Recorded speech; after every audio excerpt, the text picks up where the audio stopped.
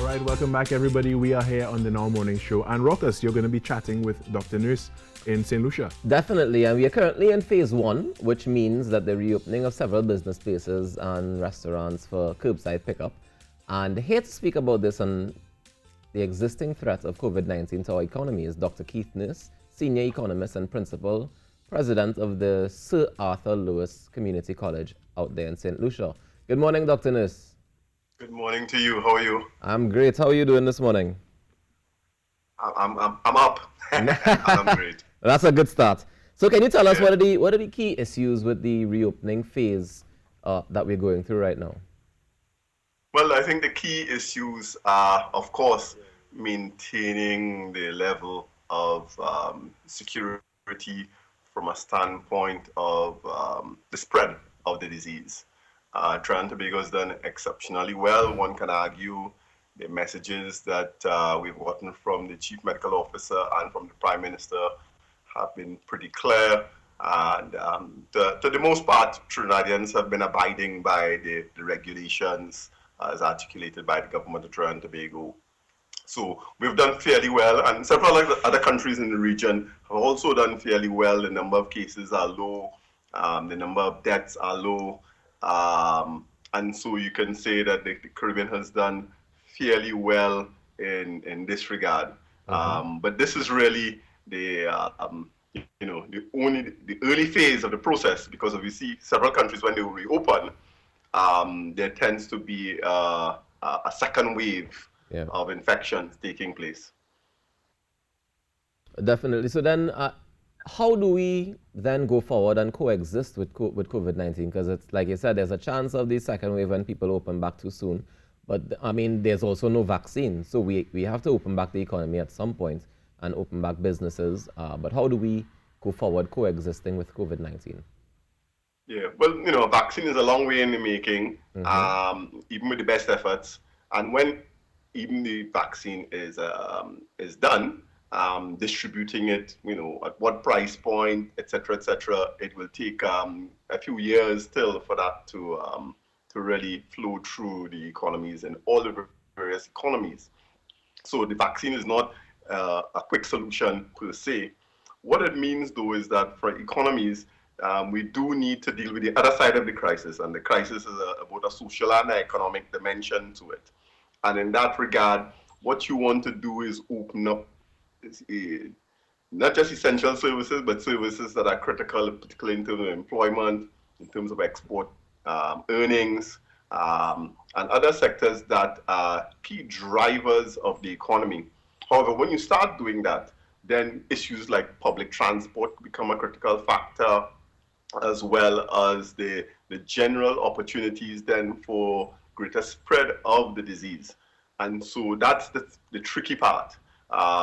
Because now, are you going to require public transport to operate with half capacity? Well, how long can you run that for? Because ultimately, those who provide public transport will then soon need to have some kind of compensation for the lost load.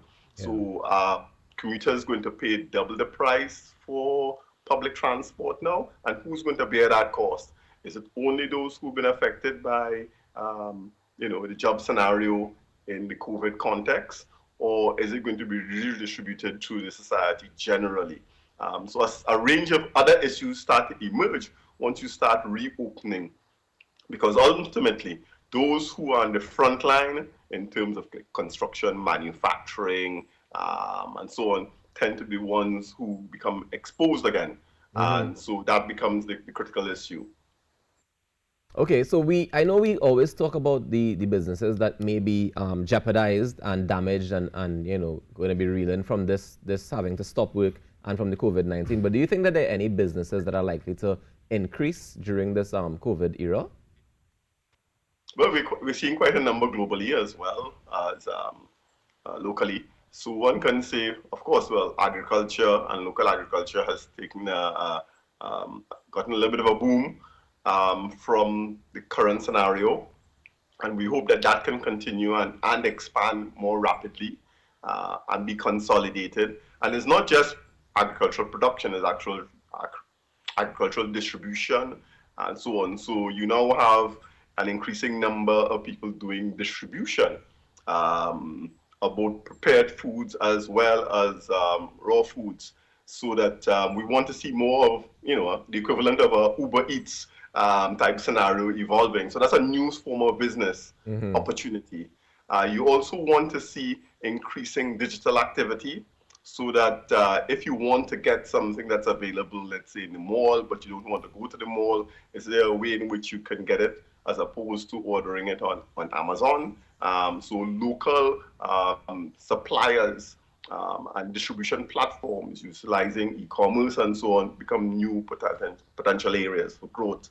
Also, we are seeing in Europe and North America a shift away from automobiles to bicycles in some of the major cities. So there's a growth demand for biking. New York has just dedicated 100 miles of roads purely for bicycles. And so you're seeing the decline of some sectors and the growth of others. In fact, car consumption had been in decline in North America and Europe even before COVID. Yeah. COVID is only accelerating the process, and that's what we're seeing. You spoke earlier of certain drivers for the economy, and I know I had the pleasure of reviewing one of your papers, and I know that you're a man who's believed in cultural diversity for a while, or diversifying the economy using culture. Do you think that now would be a good time to start that conversation again? Yes, but remember, trade and culture happens in multiple spheres.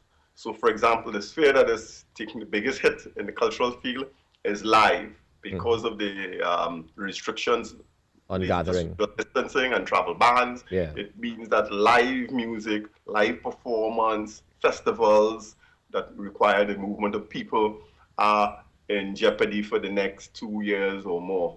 However, digital trade in culture is growing off the hook. So whether you're talking about TikTok, Spotify, Pandora, Netflix, and the list goes on. So the region has been very slow to move into a digital environment and facilitating e-commerce, etc. But this is something that we need to move on very rapidly.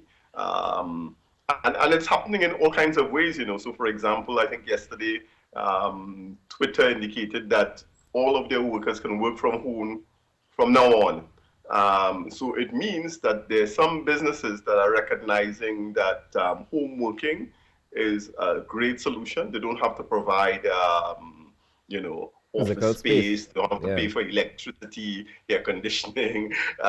So the economy going out of COVID is going to be far more diverse than in the economy when we went into COVID. Mm-hmm. Definitely. Do you think that we are ready for this new normal? Well, in Trinidad and Tobago, we have a strong enough entrepreneurial set of capabilities and institutions. However, we tend to have a very conservative policy agenda when it comes to transforming the economy. So Trinidad and Tobago has done fairly well from an economic standpoint. That has to do with the fact that we have oil reserves, and we have a heritage fund, and we have several months of import coverage. But those are really all based on the petrol and hydrocarbon economy. And we have been very slow to diversify out of that.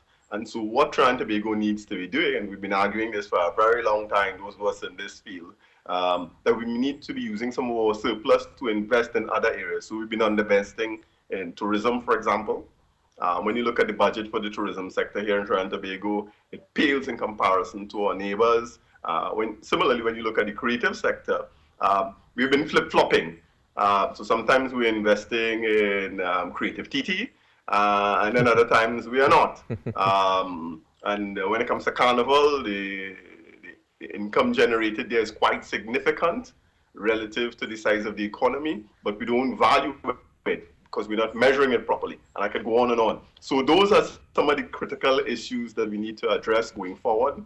A stronger political economy framework that then allows things like blockchain, AI, and virtual reality, which are the growth sectors in the creative and digital economy.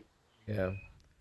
Well, I mean, it's a lot of conversation that we still have to have, and I know that our cultural policy is still on the table, and going forward, I guess we can see how it unfolds and how we can have that conversation about things that you're talking about in terms of measuring properly the economy, so that we can see the actual part it plays in our gross domestic product going forward, and how we can improve that and increase that without just taking money from the government, you know? No, and Trinidad has the potential to do this because we have, in terms of size and capacity, Trinidad and Tobago has the resources relative to some of its neighbors. And so it really is getting a stronger focus and recognizing that diversification is not an easy process. You do have to invest in it to ensure that you generate the returns that you're looking for. All right. Well, thank you very much, Dr. Nus, for joining us this morning and sharing information with us. Of course, we'll be speaking to you again pretty soon, I'm sure. So that was yeah, man, no problem. So that was Dr. Keith Nus, Senior Economist and the Principal President of the Sir Arthur Lewis Community College out there in St. Lucia.